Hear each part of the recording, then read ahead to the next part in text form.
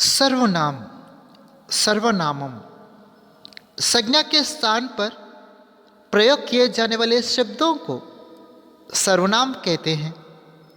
నామవాచకం బదులుగా ప్రయోగించే పదాలను సర్వనామము అంటారు. హిందీ में कुल 11 सर्वनाम हैं. హిందీలో మొత్తం 11 సర్వనామ పదాలు ఉన్నాయి. जैसे मैं, నేను, तुम, నీవు, आप, మీరు, यहाँ, ఈ, ఇది, ఇతను, ఈమె, వీడు, वहाँ, ఆ, అది, అతను, ఆమె, వాడు, సో, వారు, జో, ఏ, ఎవరైతే, ఏదైతే, కోయి, ఎవరో, కుచ్, కొంత, కొన్ని, కొంచెము, కౌన్, ఎవరు, క్యా, ఏమిటి, ఏమి. सर्वनाम 6 प्रकार के होते हैं. सर्वनामములు 6 విధములు. పురుషవాచక సర్వనామ, పురుష బోధక సర్వనామము, నిశ్చయవాచక సర్వనామ, నిర్దేశాత్మక సర్వనామము, అనిశ్చయవాచక సర్వనామ, అనిర్దేశాత్మక సర్వనామము, సంబంధవాచక సర్వనామ, సంబంధ బోధక సర్వనామము, ప్రశ్నవాచక సర్వనామ, ప్రశ్నవాచక సర్వనామము, निजवाचक सर्वनाम, निज बोधक सर्वनामము. पुरुषवाचक सर्वनाम, जो सर्वनाम शब्द बोलने वाले, सुनने वाले या किसी अन्य व्यक्ति का बोध कराते हैं उन्हें पुरुषवाचक सर्वनाम कहते हैं. पुरुष बोधक सर्वनामము ఏ సర్వనామ పదం అయితే మాట్లాడే, వినే లేదా వేరే వ్యక్తిని తెలియజేస్తుందో దానిని పురుష బోధక సర్వనామము అంటారు. మై మాతా హూ, నేను అమ్మను. తుమ్ బాలక్ హో, నీవు బాలుడవు. వహా కరీం హై, అతను కరీం. पुरुषवाचक सर्वनाम 3 प्रकार के होते हैं. పురుష బోధక సర్వనామములు 3 రకాలు. ఉత్తమ పురుష్, ఉత్తమ పురుషము, మధ్యం పురుష్, ద్వితీయ పురుషము, अन्य पुरुष, प्रथम पुरुषము. उत्तम पुरुष, उत्तम पुरुषము जिन सर्वनामों का प्रयोग बोलने वाला अपने लिए करता है उन्हें उत्तम पुरुष कहते हैं. ఏ సర్వనామ పదం అయితే మాట్లాడే వ్యక్తి తన కొరకు ప్రయోగిస్తాడో దానిని ఉత్తమ పురుషము అంటారు. మై లడకా హూ, నేను బాలుడను. ముఝే సేబ్ చాహియే, నాకు యాపిల్ కావాలి. మేరా నామ్ యమునా హై, నా పేరు యమున. మేరీ పుస్తక్ హై, నా పుస్తకము. मध्यम पुरुष, द्वितीय पुरुषము जिन सर्वनामों का प्रयोग सुनने वाले के लिए किया जाता है उन्हें मध्यम पुरुष कहते हैं. ये सर्वनाम పదం అయితే వినేవారి కొరకు ప్రయోగిస్తారో దానిని ద్వితీయ పురుషము అంటారు. తుమ్ అమ్రీన్ హో, నీవు అమ్రీన్. आप अध्यापक है, మీరు ఉపాధ్యాయులు. तुमको हंस पसंद है, నీకు హంస ఇష్టం. आपका खिलौना है, మీ బొమ్మ. अन्य पुरुष, प्रथम पुरुषము जिन सर्वनामों का प्रयोग किसी अन्य व्यक्ति के लिए किया जाता है उन्हें अन्य पुरुष कहते हैं.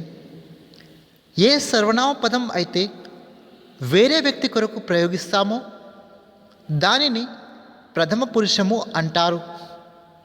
यहाँ जयश्री है, ఈమె జయశ్రీ. ये बालक है, వీరు, బాలురు. वहाँ कछुआ है, అది తాబేలు. वे जवान हैं, वारु सैनिकुलु. निश्चयवाचक सर्वनाम.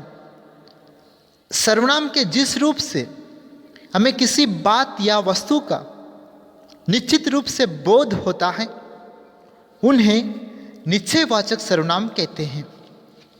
ఏ సర్వనామ పదం అయితే ఏదైనా విషయము లేదా వస్తువు గురించి నిర్దేశించి చెబుతుందో దానిని నిర్దేశాత్మక సర్వనామము అంటారు.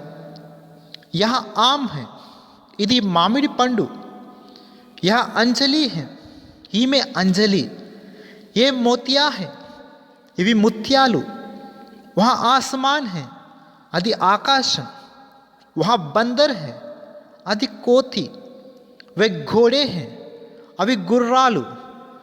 यह और ये शब्द का प्रयोग समीप की वस्तु या व्यक्ति के लिए होता है. यहाँ మరియు ఏ పదం దగ్గరి వస్తువులు లేదా వ్యక్తి కొరకు ప్రయోగిస్తారు.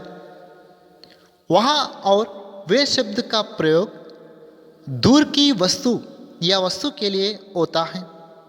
वहाँ మరియు వే పదం దూరంగా ఉన్న వస్తువు లేదా వ్యక్తి కొరకు ప్రయోగిస్తారు. अनिश्चयवाचक सर्वनाम. सर्वनाम के जिस रूप से हमें किसी निश्चित वस्तु या व्यक्ति का बोध नहीं होता है उन्हें अनिश्चयवाचक सर्वनाम कहते हैं. ఏ సర్వనామ పదం అయితే ఏదైనా విషయం లేదా వస్తువు గురించి నిర్దేశించి చెప్పని దాన్ని అనిర్దేశాత్మక సర్వనామము అంటారు. कुछ जानवर अंधे हैं, కొన్ని జంతువులు గుడ్డివి. यहाँ कोई जानवर है, ఇది ఏదో జంతువు. तुझे कोई पसंद है, నీకు ఎవరో ఇష్టం. किसे चमेली पसंद है, ఎవరికి మల్లె పువ్వు ఇష్టం. किन्हें तरकारी चाहिए, ఎవరికి కూరగాయలు కావాలి. संबंधवाचक सर्वनाम. जो सर्वनाम किसी का बोध कराने के साथ साथ एक उपवाक्य को दूसरे उपवाक्य से संबंध जोड़ता है उसे संबंधवाचक सर्वनाम कहते हैं. సంబంధ బోధక సర్వనామము. సంబంధములను బోధించు సర్వనామములను సంబంధ బోధక సర్వనామము అంటారు. वहाँ लड़का है जो मेरा కలం చురాయా. ఆ అబ్బాయి ఎవరైతే నా కలం దొంగిలించాడో. वहाँ लड़की जिसका नाम आमेना है. ఆ అమ్మాయి ఎవరి పేరైతే ఆమెనాను. वहाँ जो ना करे సో తోడా है. ఎవరైతే చేయలేదో వారు కొంతమంది ఉన్నారు. जो सोता है సో ఖోతా है. ఎవరైతే పడుకుంటారో వారు కోల్పోతారు. प्रश्नवाचक सर्वनाम. प्रश्नवाचक सर्वनामము. जिस सर्वनाम के द्वारा कुछ पूछा जाता है उसे प्रश्नवाचक सर्वनाम कहते हैं. ప్రశ్నవాచక సర్వనామము. ప్రశ్నలకు ఉపయోగించు సర్వనామములను ప్రశ్నవాచక సర్వనామము అంటారు. यहाँ क्या है, ఇది ఏమిటి. वहाँ कौन है, అతను ఎవరు. कौन आगरा में है, ఎవరు ఆగ్రాలో ఉన్నారు. किसको फल चाहिए, ఎవరికి పండ్లు కావాలి. यहाँ कलम किसका है, ఈ కలం ఎవరిది. निजवाचक सर्वनाम. जो सर्वनाम किसी संज्ञा अथवा सर्वनाम के बदले आकर उसके अधिकार का बोध कराए उसे निजवाचक सर्वनाम कहते हैं. నిజ బోధక సర్వనామము. ఏ సర్వనామ పదం నామవాచకం మరియు సర్వనామం బదులుగా ప్రయోగించబడుతుందో దానిని నిజ బోధక సర్వనామము అంటారు. శివ అప్నా కామ్ కర్తా హై. శివ తన పని చేస్తాడు. భార్గవి అప్ని కహానీ బోలేగి. భార్గవి తన కథ చెప్తుంది. శిరీష अपने आप गाना गा रही है. శిరీష తనలో తాను పాట పాడుతుంది. मैं यह काम खुद किया. నేను ఈ పనిని స్వయంగా చేశాను.